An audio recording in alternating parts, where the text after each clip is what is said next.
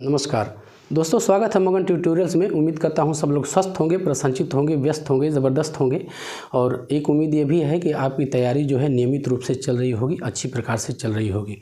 आज को जो विषय हमारा है वो है कुछ समासों के बीच हम लोग तुलना करेंगे, उनके अंतर को समझेंगे, उनकी समानताओं को समझेंगे और ये समझेंगे कि अगर इस तरह के प्रश्न आ जाते हैं, इनसे संबंधित यदि कोई शब्द पहचानने के लिए आ जाता है, पूछ लिया जाता है कि इसमें बहुब्रीहि समास होगा या कर्मधारय समास होगा या फिर द्विगु समास होगा या बहुब्रीहि समास होगा, तो वहाँ पे हम कैसे निर्धारित करेंगे कि ये किस प्रकार का समास है और कैसे इसका हम उत्तर देंगे। तो ये वीडियो जो है काफ़ी महत्वपूर्ण वीडियो है और मैं कहूँ कि खासकर सारी प्रतियोगी परीक्षाओं के लिए जिसमें हिंदी व्याकरण होता है और प्रश्न पूछे जाते हैं, इन सारे विद्यार्थियों को चाहिए कि ये वीडियो बहुत ही ध्यान से देखें। काफ़ी उपयोगी वीडियो है, काफ़ी अच्छी वीडियो है। और एक चीज़ यहीं पे ये भी बता देना चाहूँगा कि इससे पहले मैं वीडियो बना चुका हूँ समास के ऊपर, 2 वीडियोज़ हैं, 2 पार्ट में मैंने बनाया हुआ है और उनको अपलोड भी कर चुका हूँ मैं। तो लिंक उसकी आपको डिस्क्रिप्शन में मिलेगी, उनको भी जाके एक बार आप ज़रूर से चेकआउट कीजिए। काफ़ी अच्छी वीडियो है, काफ़ी उपयोगी वीडियो है। आते हैं अपने टॉपिक पे और देखते हैं कि कर्मधारय और बहुब्रीहि समास में क्या समानताएं हमें परिलक्षित होती हैं और क्या अंतर होते हैं और किस प्रकार से इनको हम यदि कुछ इस तरह से सवाल पूछे जाते हैं तो किस प्रकार से हम इनको अलग करेंगे। तो इनकी हम तुलना करें, इससे पहले ये ज़रूरी है कि हम इन समासों के बारे में छोटी सी चर्चा कर लें। बहुत ही छोटी चर्चा करेंगे ताकि विषय को स्थापित करने में हमें मदद मिले और वहाँ पे हम अच्छी प्रकार से जा सकें और संलग्न हो सकें। कर्मधारय समास क्या है? इस समास का दूसरा पद प्रधान होता है और दोनों पदों के बीच में विशेषण विशेष या उपमान या उपमेय का संबंध होता है। यानी या तो विशेषण विशेष से संबंध होगा या उपमान उपमेय संबंध होगा और इसका दूसरा पद प्रधान होता है। अच्छा, फिर इसके बाद बहुब्रीहि के बारे में एक बार थोड़ा सा देख लेते हैं कि इनमें समस्त पद अप्रधान होते हैं, यानी इनमें दोनों पदों में से कोई भी पद प्रधान नहीं होता है और दोनों ही पद मिलके किसी अन्य तीसरे पद की ओर ये संकेत करते हैं या यूँ कह लें कि तीसरे पद के विशेषण के रूप में ये कार्य करते हैं।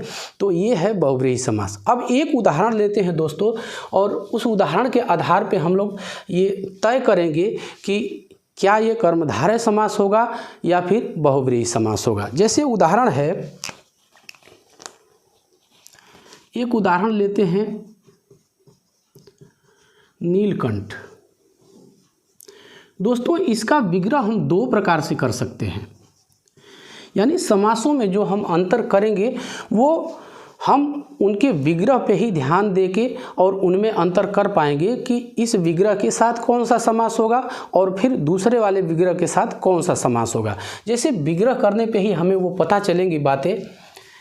इसका विग्रह करेंगे तो एक विग्रह तो इसका होगा नीला है कंठ, जो नीला है कंठ जो। दोनों विग्रह हम लोग लिख लेते हैं, इस पे इसके बाद बातचीत करते हैं। और थोड़ा सा अलग है ये विग्रह नीला है कंठ जिसका। अब आप देख के बताइए कि इनमें कौन सा समास होगा। आसानी से हम लोग बता सकते हैं नीला है कंठ जो, यानी विशेषण विशेष से संबंध है। विशेषण विशेष के बारे में मैं बता चुका हूँ पिछले वीडियो में, लेकिन फिर भी थोड़ा सा यहाँ करते हैं। नीला क्या है? आप सभी जानते हैं कि ये विशेषण है। विशेषता, ये संज्ञा या सर्वनाम की विशेषता बताने वाले शब्दों को हम लोग विशेषण कहते हैं और वही विशेषण है ये नीला है। किसकी विशेषता बता रहा है? कंठ की विशेषता बता रहा है। यानी ये क्या हो गया? विशेषण हो गया और कंठ जो है विशेष्य हो गया। यानी यहाँ पे हम क्या कहेंगे? ये कर्मधारय समास हो जाएगा क्योंकि विशेषण विशेष से संबंध है। ये कर्मधारय समास हो जाएगा, ये कर्मधारय समास हो गया। अब दूसरे हम लोग विग्रह पे आते हैं, दूसरे विग्रह पे आते हैं और उसमें देखते हैं क्या है। नीला है कंठ जिसका, अर्थात शिव जी, अर्थात शिव जी। अब यहाँ पे कौन सा समास होगा? आसानी से हम बता सकते हैं कि यहाँ पे बहुव्रीहि समास होगा, क्योंकि दोनों पद मिलके किसी अन्य तीसरे पद की ओर संकेत कर रहे हैं, इशारा कर रहे हैं। नीला है कंठ जिसका, अर्थात शिव जी। शिव जी के बारे में ये कुछ बता रहे हैं, शिव जी की विशेषता को बता रहे हैं कि उनका कंठ कैसा है, नीला है। तो आप समझ रहे होंगे। एक उदाहरण और लेते हैं। जैसे एक उदाहरण हो सकता है कमल नयन। इसका भी विग्रह दो प्रकार से हम लोग कर सकते हैं। जैसे एक इसका हो सकता है कमल के समान नयन, और दूसरी प्रकार से हम इसी का विग्रह कर सकते हैं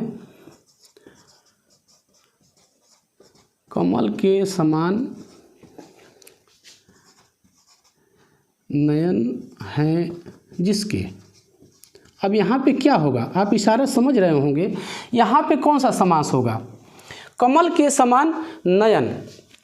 अब इस नयन को उपमा किसकी दी जा रही है? कमल की उपमा दी जा रही है। समझिएगा, इस चीज़ को समझने वाली चीज़ है। इस कमल को उपमा किसकी दी जा रही है?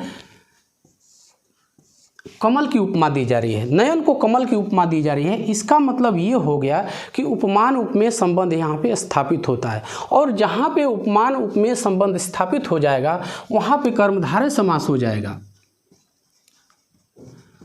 कर्मधारय समास हो जाएगा। लेकिन अब यहाँ पे देख लीजिए, ये दूसरे वाले विग्रह में यदि हम लोग ध्यान दें तो यहाँ पे क्या है? कमल के समान नयन है जिसके। अब ये कमल के समान नयन किसका कहा जाता है? श्री कृष्ण जी के, श्री कृष्ण भगवान। तो यहाँ पे क्या है? ये तीसरे पद की ओर संकेत कर रहे हैं। कमल के समान नयन है जिसके, यानी श्री कृष्ण जी।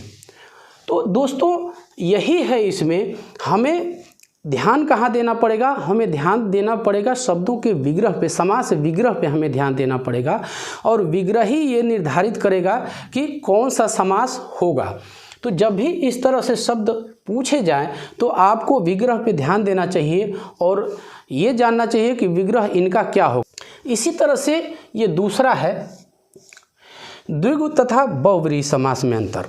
तो सभी जानते हैं, हम लोग जानते हैं कि द्विगु समास का पहला पद जो होता है, प्रथम पद होता है, वो संख्यावाची विशेषण होता है, और इसमें जो है दूसरा पद प्रधान होता है। बहुव्रीहि में जैसा कि ऊपर हम लोगों ने देखा कि दोनों पद मिलके किसी अन्य तीसरे पद की ओर संकेत करते हैं। तो इनमें अंतर क्या हो सकता है? जैसे एक उदाहरण यहाँ पे देख लेते हैं। जैसे एक उदाहरण है चतुर्भुज। चतुर्भुज, इसका दोस्तों विग्रह हम दो प्रकार से कर सकते हैं। पहला विग्रह हो जाएगा चार भुजाओं का समाहार। चार भुजाओं का समाहार। और दूसरा जो विग्रह इसका होगा वो चार भुजाएं हैं जिसकी। चार भुजाएं हैं जिसकी। अब यहाँ पे देख लीजिए, चार भुजाओं का समाहार, यानी पहला इसका पद है वो संख्यावाची विशेषण है। यहाँ चार एक संख्या को प्रदर्शित कर रहा है, और निश्चित संख्यावाची विशेषण, ये भी आप ध्यान रखिएगा। तो यहाँ पे कौन सा समास हुआ? यहाँ पे हुआ द्विगु समास। यहाँ पे द्विगु समास हो गया। लेकिन चार भुजाएं हैं जिसकी, यानी विष्णु भगवान, अर्थात विष्णु जी। यहाँ पे कौन सा समास होगा? तो यहाँ पे आप आसानी से बता सकते हैं, यहाँ पे बहुव्रीहि समास हो जाएगा। यहाँ पे बहुव्रीहि समास हो जाएगा। एक और उदाहरण देख सकते हैं हम लोग। जैसे ये उदाहरण है पंचवटी। इसका भी यदि हम लोग विग्रह करेंगे तो 5 वट वृक्षों का समाहार। पहला जो विग्रह हो जाएगा ये 5 वट वृक्षों का समाहार। अब 5 वट वृक्षों का समाहार, तो यहाँ पे हम लोग देख रहे हैं कि ये निश्चित संख्यावाची विशेषण है, 5 संख्यावाचन है, ये संख्यावाची शब्द है। तो यहाँ पे क्या हो गया? द्विगु समास हो गया। लेकिन इसका दूसरी प्रकार से जब दूसरे प्रकार से हम लोग जब इसका विग्रह करेंगे तो वहाँ पे ये हो जाएगा विग्रह 5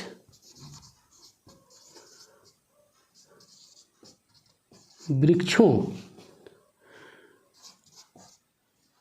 5 वट वृक्षों का वह स्थान जहाँ वनवास के दौरान श्री रामचंद्र जी ने अपने भाई और पत्नी के साथ निवास किया, तो वो भी पंचवटी है। तो यहाँ पे जब ये इस तरह से यदि हम लोग विग्रह करेंगे कि 5 वृक्षों का वह निश्चित स्थान जहाँ पे श्री रामचंद्र जी ने वनवास में अपने भाई और पत्नी के साथ निवास किया, तो इस रूप में जब हम विग्रह करेंगे तो ये क्या हो जाएगा, ये बहुव्रीहि हो जाएगा, ये बहुव्रीहि हो गया। तो दोस्तों इस पूरी चर्चा का निष्कर्ष क्या निकलता है? निष्कर्ष यही निकलता है कि हमें यदि समासों के मध्य अंतर करना है तो हमें उसके विग्रह पे ध्यान देना चाहिए, और विग्रह पे ध्यान दे के ही हम उनमें अंतर कर पाएंगे। तो यही था आज की इस वीडियो में। उम्मीद करता हूँ कि आपको वीडियो पसंद आई होगी, और आपको धन्यवाद देखता हूँ वीडियो देखने के लिए। आगे की जो मैं वीडियो लाऊँगा वो अलंकार से संबंधित होगा। काफ़ी महत्वपूर्ण टॉपिक है, काफ़ी प्रचलित टॉपिक है और परीक्षाओं में काफ़ी पूछा भी जाता है। तो मिलते हैं अगली क्लास में, तब तक के लिए नमस्कार।